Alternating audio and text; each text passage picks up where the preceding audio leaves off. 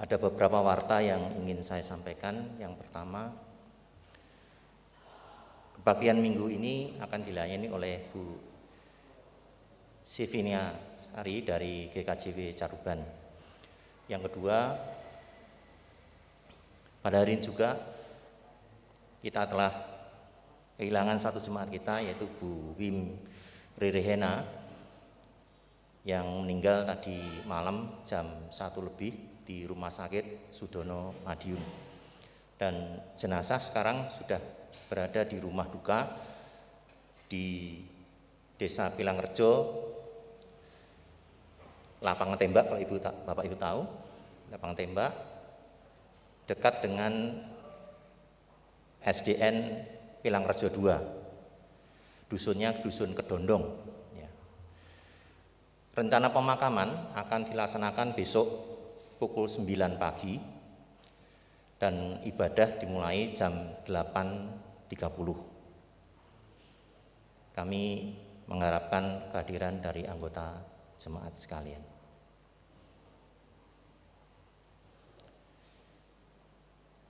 Kita bersyukur kepada Tuhan karena detik ini kita dipersatukan bersama dalam kebaktian Minggu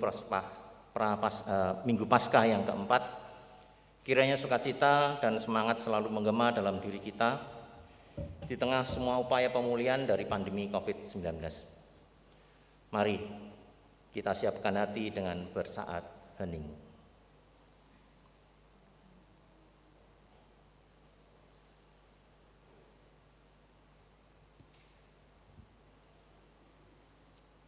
Kami undang jemaat untuk berdiri.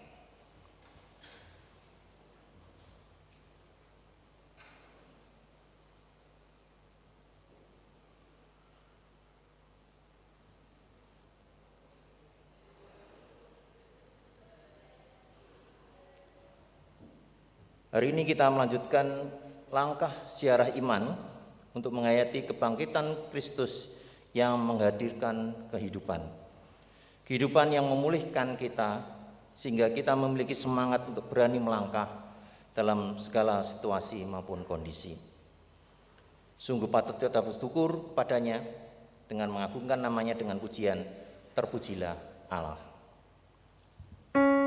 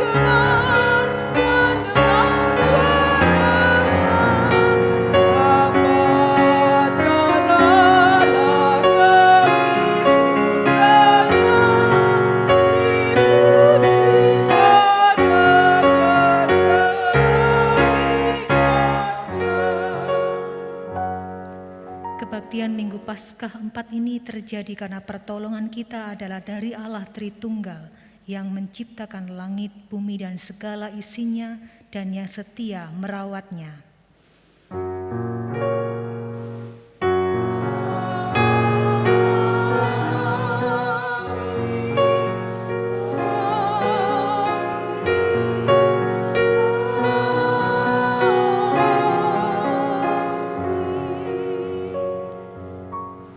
Damai Allah Sang Bapa dalam kasih persekutuan Yesus Kristus dan pimpinan Roh Kudus beserta saudara sekalian. Dan besertamu juga. Disilakan duduk kembali. Ibu bapak dan saudara yang dikasihi oleh Tuhan, saat ini dalam tema besar dalam Minggu Paskah yang keempat, kita bersama menghayati makna dari everlasting life.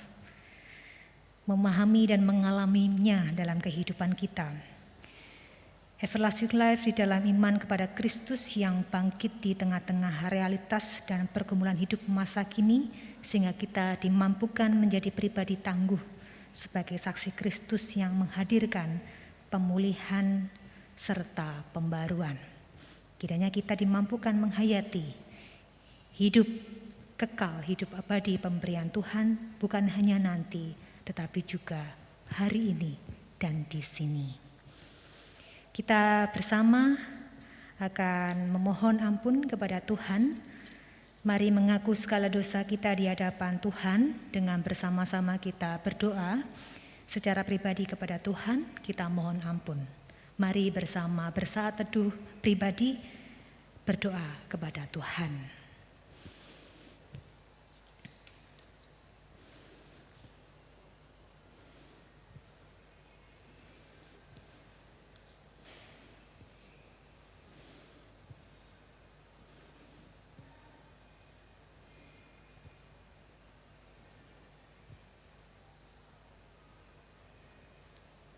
Ini kami ya Tuhan, dalam setiap pengakuan dosa kami di hadapan-Mu. Tuhan, Kau mengetahui keberadaan kami, kehidupan kami, dan bagaimana kami menjalaninya. Dan saat ini dengan penuh kerendahan hati, kami mengaku segala dosa, kesalahan. Kami mengaku seringkali kami mengecewakan, menyakiti, dan melukai.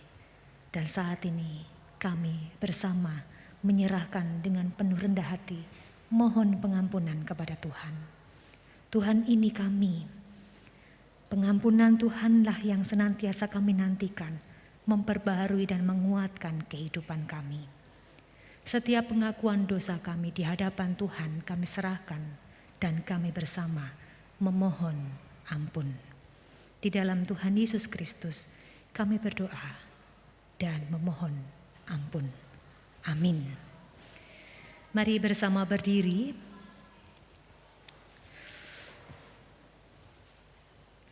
Berita anugerah pemberian Tuhan. Anugerah kasih Allah telah mengampuni dan memperdamaikan kita.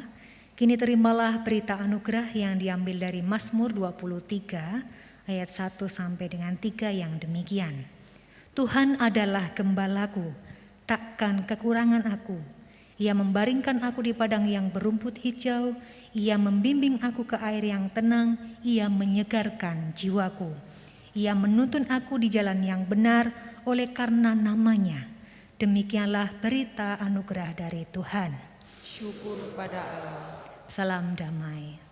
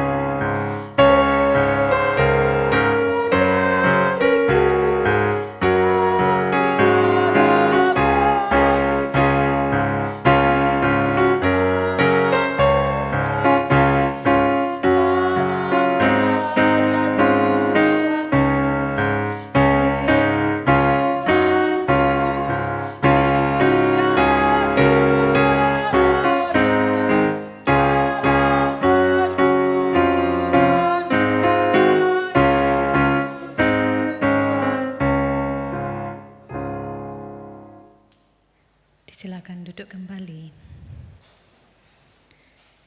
Kita akan bersama mendengarkan dan merenungkan sabda firman Tuhan.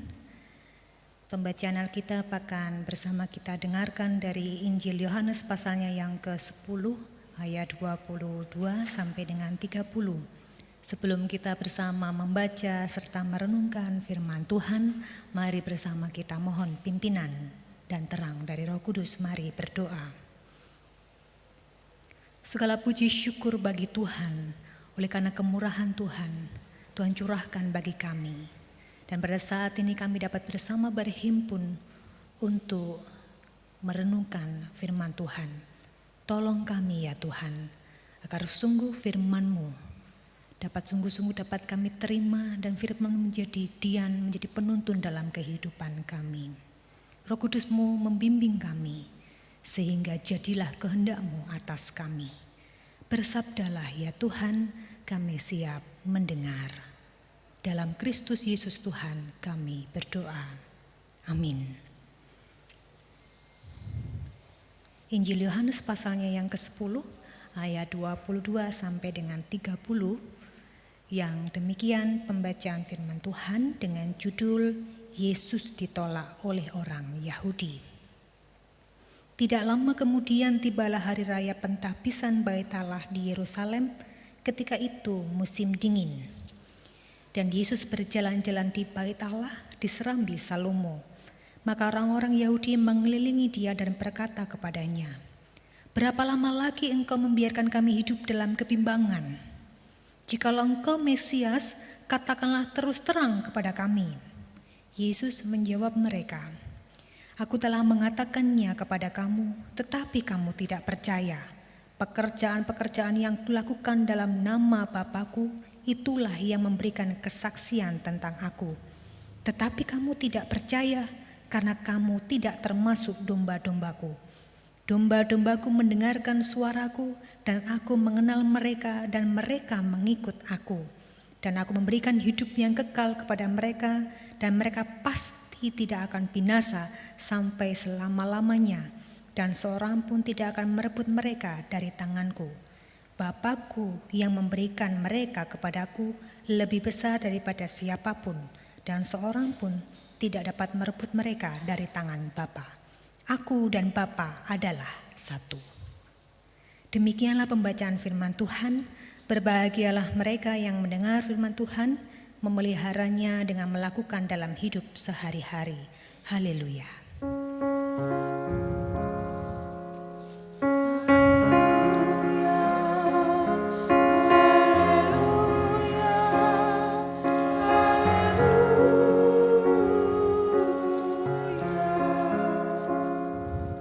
Selamat pagi. Atau sudah siang ini, masih pagi, masih dengan semangat pagi. Bapak, Ibu, dan Saudara yang dikasihi oleh Tuhan dan juga ada anak-anak di antara kita.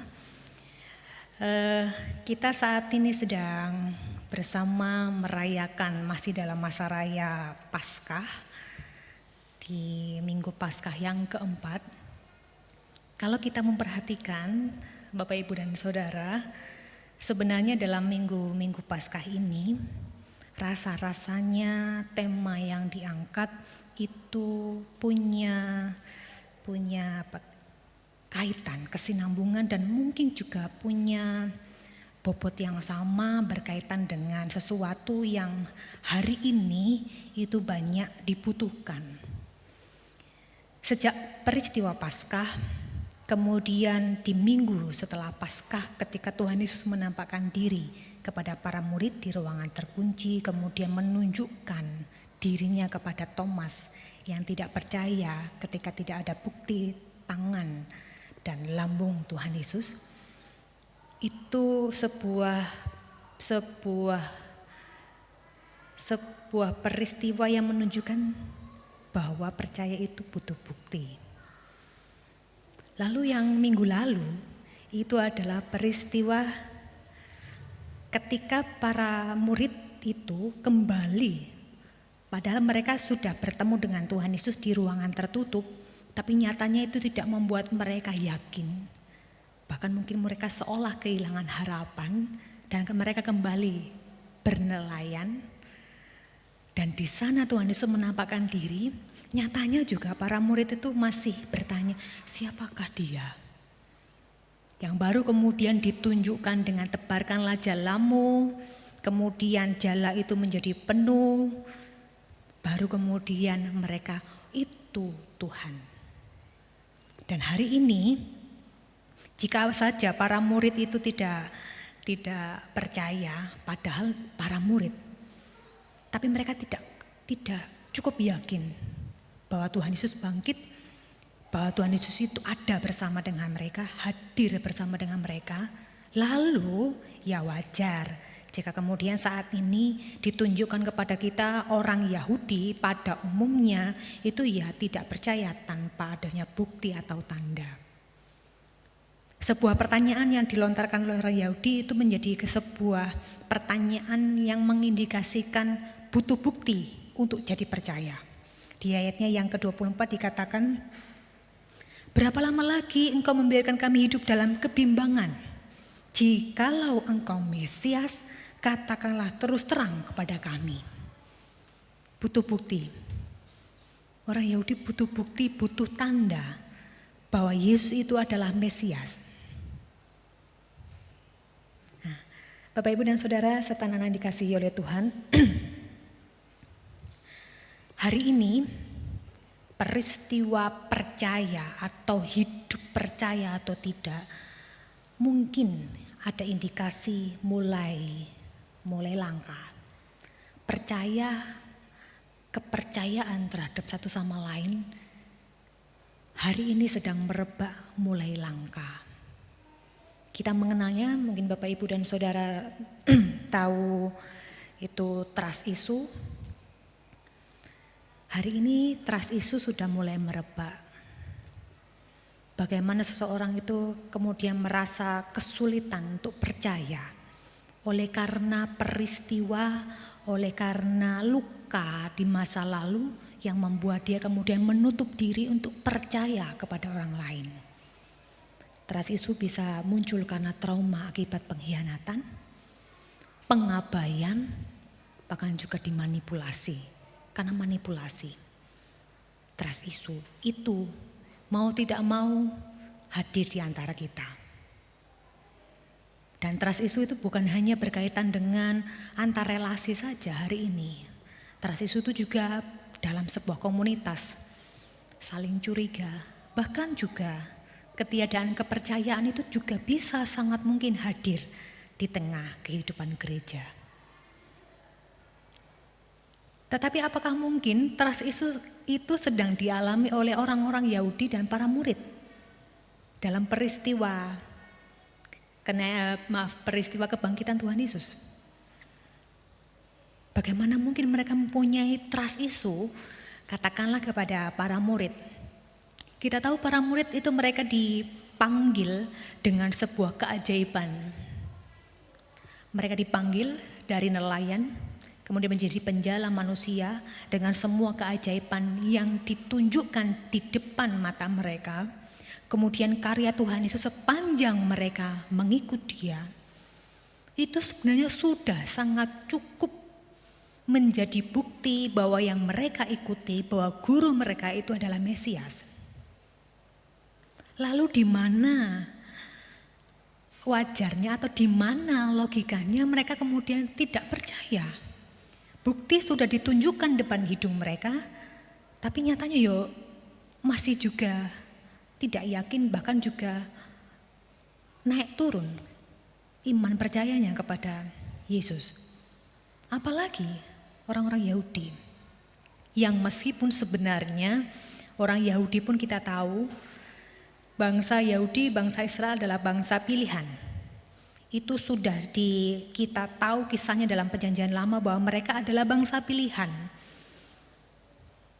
Bangsa pilihan yang dalam hidup mereka itu mereka dijanjikan penyertaan dan berkatnya. Dan itu terbukti sepanjang perjalanan hidup mereka. Itu Allah hadir. Tapi nyatanya juga orang Yahudi itu kita mengenalnya sebagai bangsa yang tegar tengkuk. Jatuh bangun juga. jauh juga kadang. Bahkan dalam dosa, oleh karena dosa, kesalahan mereka, mereka juga dihukum, dibuang. Yang kemudian dalam peristiwa Injil ini, mereka sedang dalam penjajahan Romawi. Pertanyaannya, apakah kemudian bangsa Yahudi ini, orang-orang Yahudi dan para murid ini sedang dalam suatu fase hidup sedang mengalami trust issue? Apakah kemudian itu menjadi hal yang wajar? Make sense. Sementara hidup mereka itu tidak pernah di mana Allah itu tidak hadir, di mana Tuhan Yesus sudah menunjukkan dirinya sebagai Mesias di depan mata mereka. Jika demikian, jika bukan trust issue, lalu apa? Apa ya orang-orang ini kemudian bisa mengatakan saya mengalami trust issue karena pengalaman pahit. Apakah ada pengalaman pahit mengikut Tuhan yang membuat mereka mengalami trust issue? Apakah karena Tuhan Yesus mati mereka kemudian mengalami trust issue? Atau bangsa Yahudi yang seolah tidak pernah ditolong oleh Tuhan sehingga mereka kemudian mengalami trust issue? Toh nyatanya tidak. Toh nyatanya juga tidak. Trust issue bisa jadi di antara kita hadir. Ya, dan itu memang persoalan kesehatan mental yang hari ini sedang marak terjadi. Persoalan percaya, saya rasa kemudian ketika kita mengatakan, jangan-jangan orang Yahudi ini yang bertanya ini sedang mengalami trust issue. Jangan-jangan para murid yang tidak percaya pada kebangkitan Yesus itu mengalami trust issue. Pertanyaannya apakah demikian? Jika melihat orang Yahudi, sebenarnya pertanyaan ini sebenarnya pertanyaan yang tidak butuh jawaban. Bapak Ibu mungkin dan saudara pernah bertemu dengan orang yang dia bertanya, tapi sebenarnya dia tidak butuh jawaban. Dia tidak butuh jawaban. Kenapa? Karena dia sudah punya perspektifnya sendiri. Saya butuh bukti, saya butuh tanda sesuai dengan keinginan saya. Di luar itu saya tidak bisa menerima. Orang Yahudi sudah punya perspektif sendiri. Mau bukti seperti yang dikatakan oleh Tuhan Yesus, aku telah mengatakannya kepada kamu tetapi kamu tidak percaya. Pekerjaan-pekerjaan yang kulakukan dalam nama Bapakku itulah yang memberikan kesaksian tentang aku. Bukti tidak perlu dicari. Bukti sudah ditunjukkan depan mata mereka. Tapi karena mereka sudah punya perspektif sendiri, ya sudah, bukti itu tidak masuk dalam logika mereka.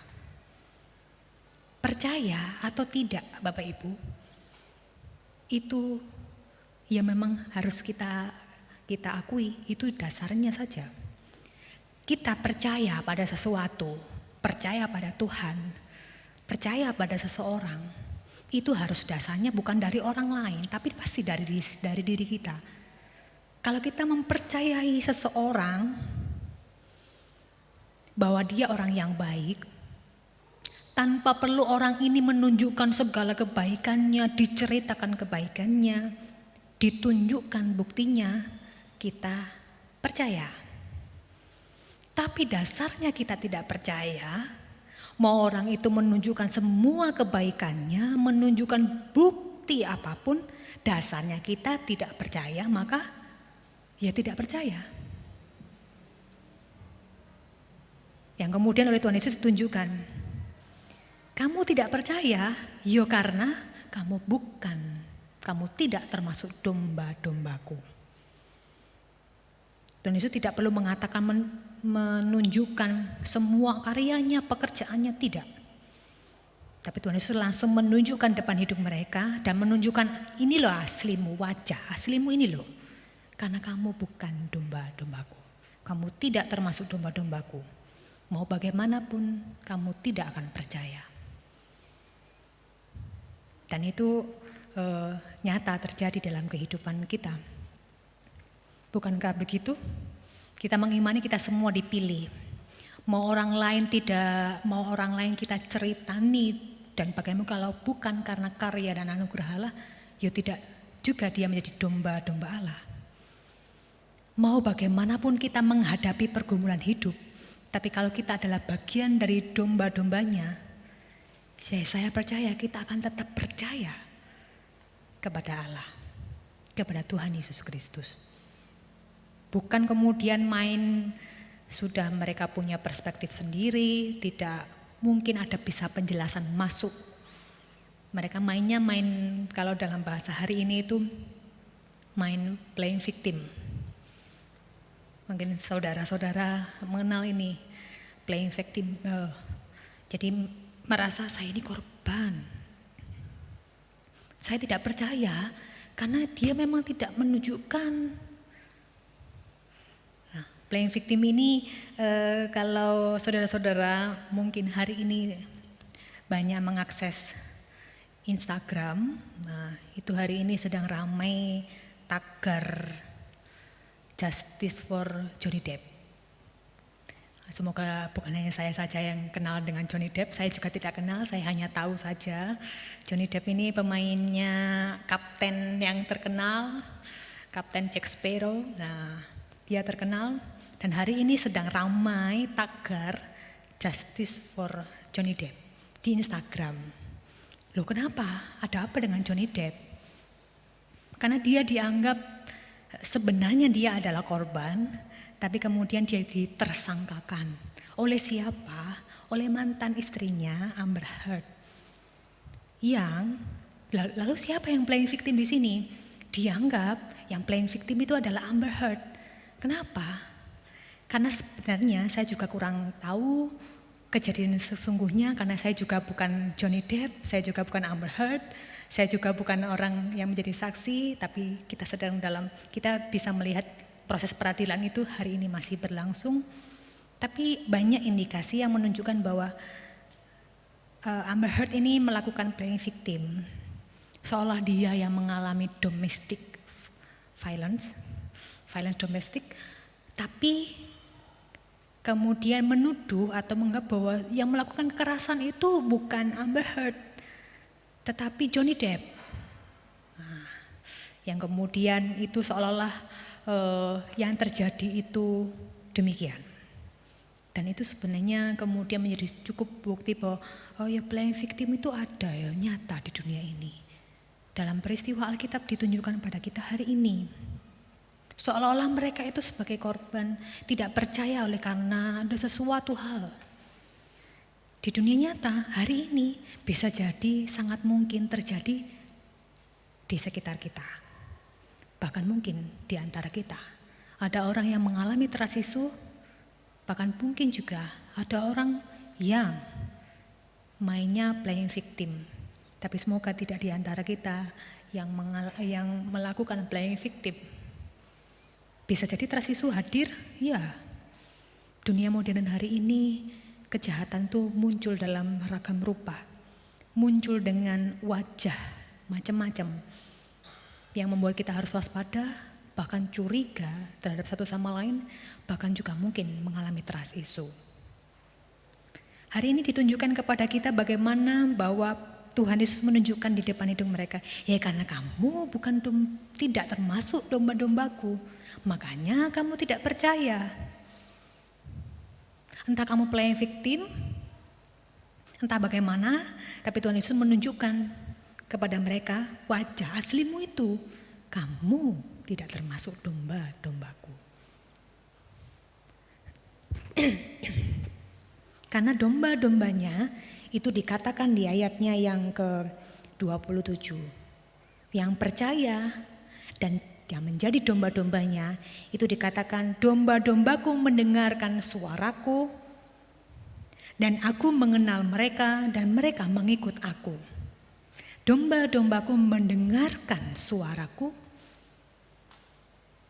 dan aku mengenal mereka dan mereka mengikut aku. Yang percaya adalah bagian dari domba-dombanya, yang mendengarkan suaranya, yang dikenal oleh dia dan mengikut dia. Mendengar suaranya pasti tahu. Firman Tuhan itulah yang kita dengar. Dan firman Tuhanlah itu yang membuat kita menjalani kehidupan ya seturut dengan firman-Nya. Sehingga kita dikenal dalam laku hidup kita, oh dia adalah domba-domba Allah. dikenal dalam laku hidupnya, dan yang pasti mengikut Dia setia sampai dengan akhir. Domba-dombanya yang percaya oleh karena pekerjaan tangan Tuhan, oleh karena segala karyanya itu mendengarkan firman Tuhan. Laku hidupnya menunjukkan dan dikenal sebagai pelaku firman, anak-anak Allah, dan mengikut Tuhan sampai dengan akhir, setia sampai dengan akhir.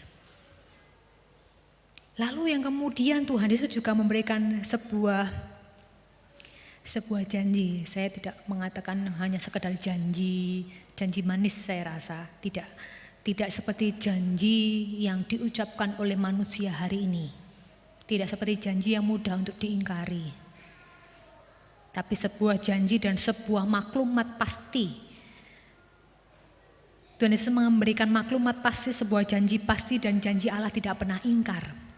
Ya, dan pasti dikatakan bahwa Aku memberikan hidup yang kekal kepada mereka, dan mereka pasti tidak akan binasa sampai selama-lamanya, dan seorang pun tidak akan merebut mereka dari tanganku. Yang kemudian dalam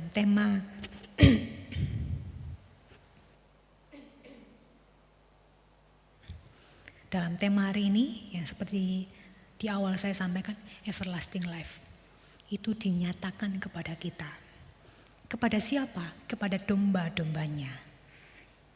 Hidup yang kekal, yang pasti tidak akan binasa, dan tidak ada seorang pun yang mampu merebutnya dari Bapa.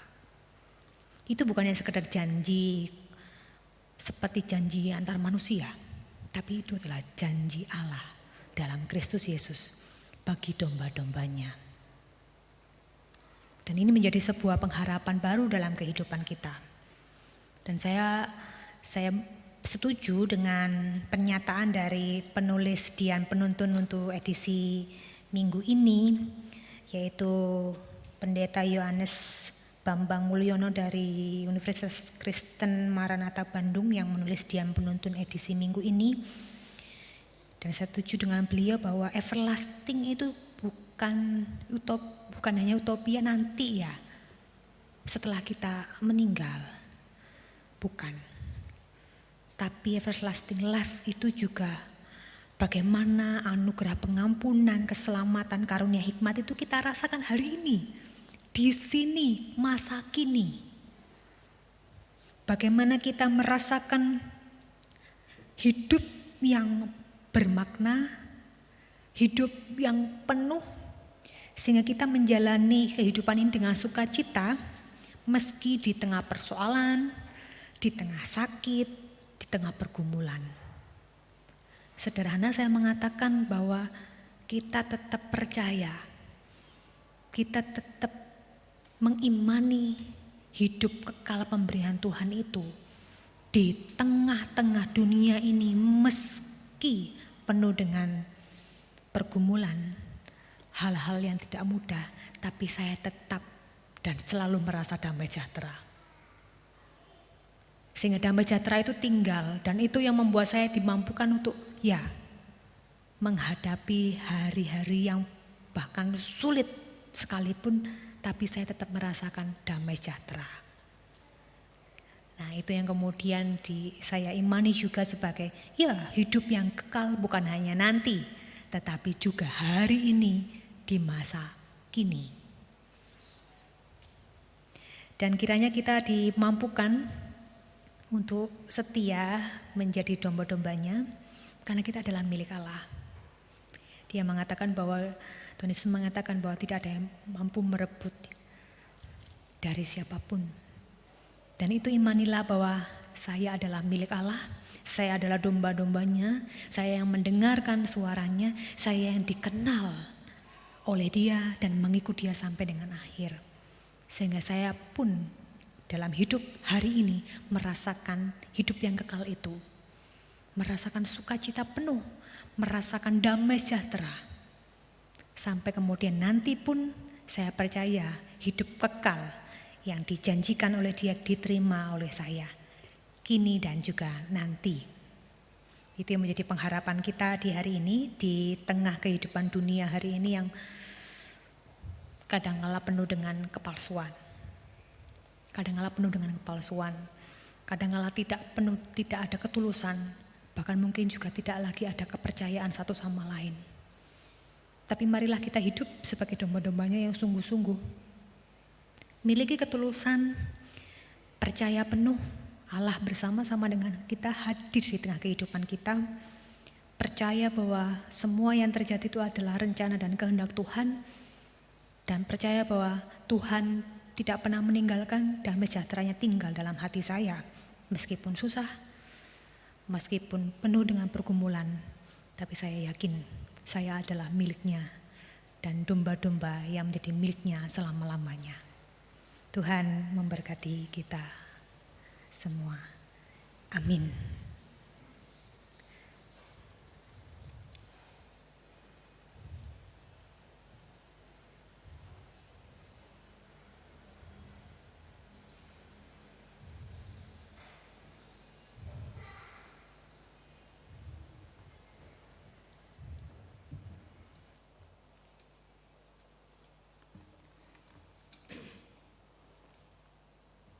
Kami mohon jemaat untuk bangkit berdiri.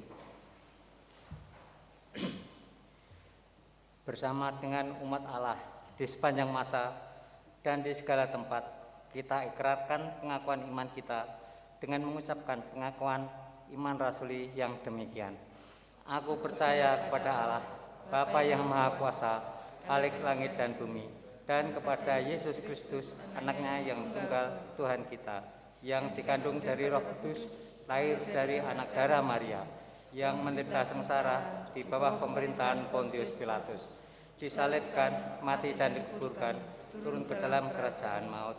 Pada hari yang ketiga, bangkit pula dari antara orang mati, naik ke surga, duduk di sebelah kanan Allah, Bapa yang Maha Kuasa. Dan dari sana ia akan datang untuk menghakimi orang yang hidup dan yang mati. Aku percaya kepada Roh Kudus, gereja yang kudus dan am, persekutuan orang kudus, pengampunan dosa, kebangkitan orang mati, dan hidup yang kekal. Amin. Silakan duduk kembali.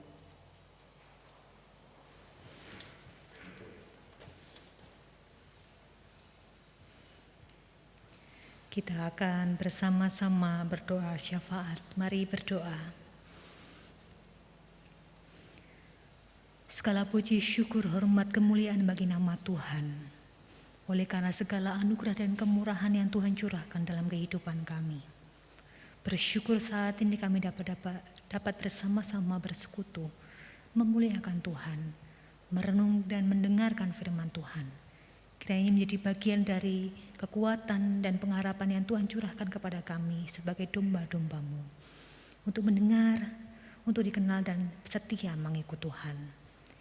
Ya Tuhan, saat ini kami bersyukur atas segala berkat-Mu dalam kehidupan kami.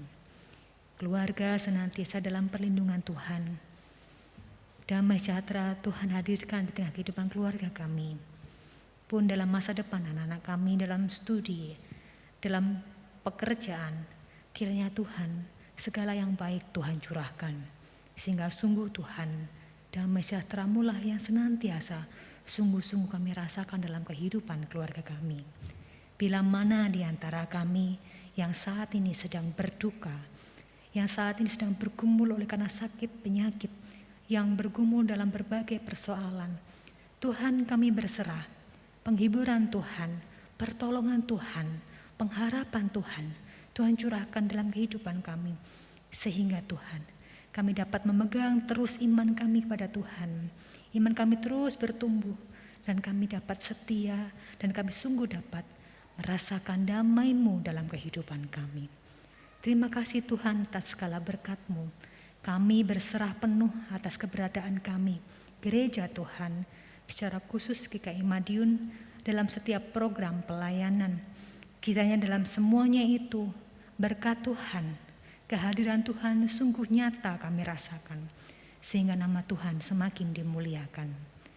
Kami bersama berdoa bagi keberadaan setiap pelayan-pelayan Tuhan, pendeta, penatua, dan kami semua sebagai para pelayan Tuhan, sebagai domba-domba Tuhan, senantiasa Tuhan hidup memuliakan Tuhan melalui laku hidup kami.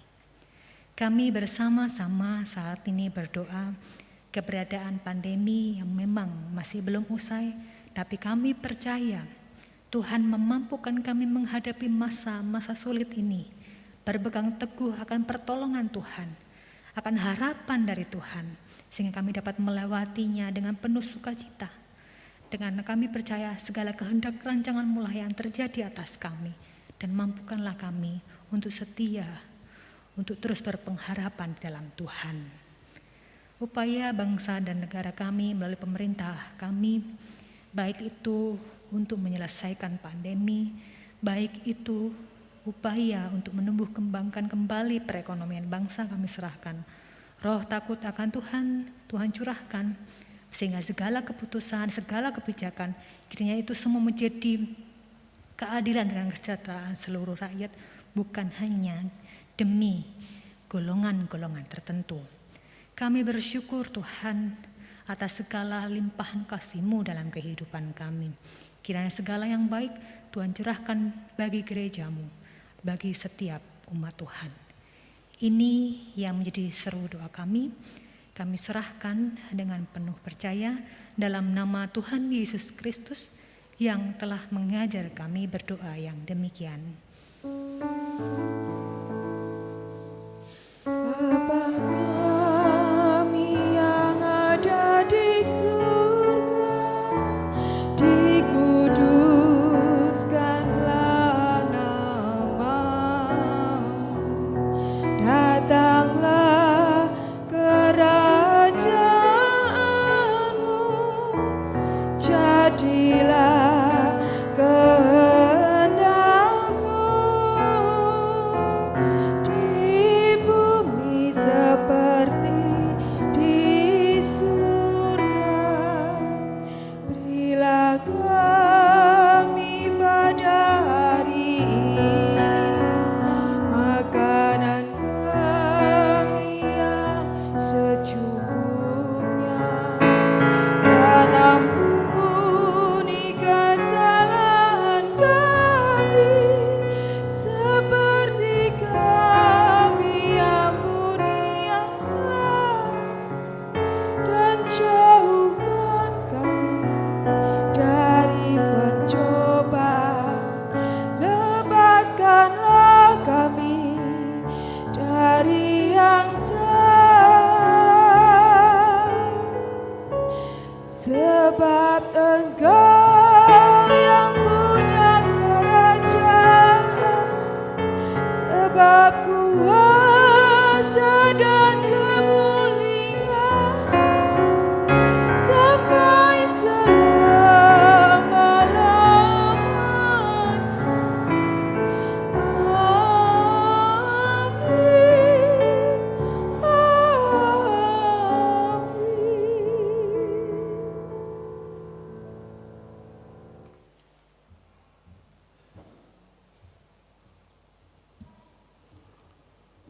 Umat Tuhan, firman Tuhan mengingatkan kita untuk selalu bersyukur kepada Tuhan di setiap waktu, dalam segala kondisi dan situasi, karena kebaikan Tuhan kepada kita juga terus Ia berikan dalam setiap keadaan. 2 Korintus 9 ayat 10 berkata, Ia yang menyediakan benih bagi penabur dan roti untuk dimakan, Ia juga yang akan menyediakan benih bagi kamu dan melipat gandakannya dan menumbuhkan buah-buah kebenaran-Mu. Marilah kita ungkapkan syukur dalam persembahan syukur dengan menguji bawa persembahan. Bawa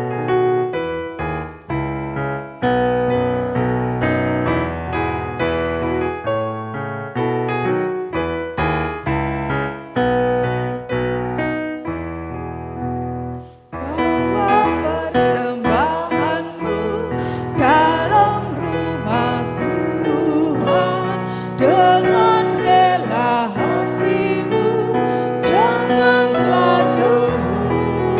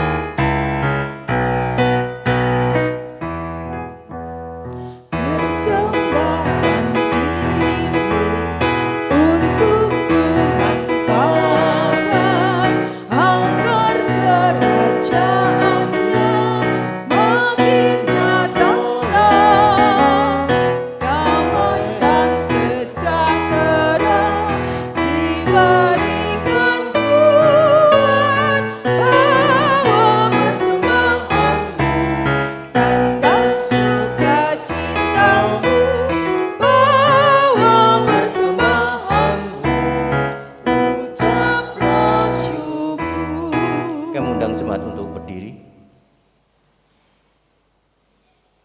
Mari kita bawa persembahan ini dalam doa.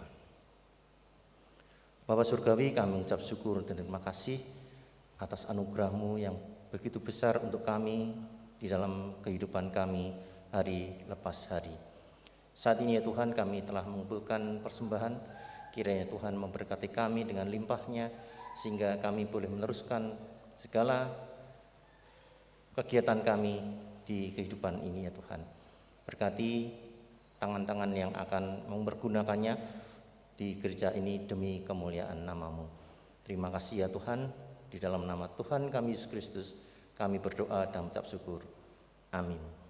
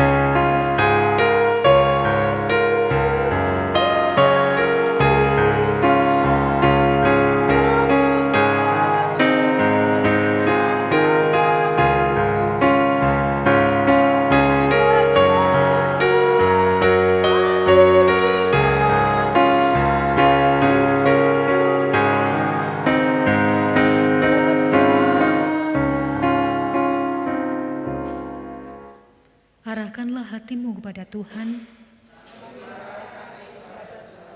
Jadilah saksi Kristus yang menghadirkan pemulihan dan pembaruan. Terpujilah Allah Tritunggal. Pergilah dalam panggilan hidupmu dengan berkat-Nya. Berkat kekuatan dan perlindungan Allah Tritunggal menolongmu untuk selalu hidup dalam kasih-Nya, serta membersamaimu dalam seluruh langkah kesaksian untuk mewartakan kasih pemulihan. Haleluya. Amin. Amin.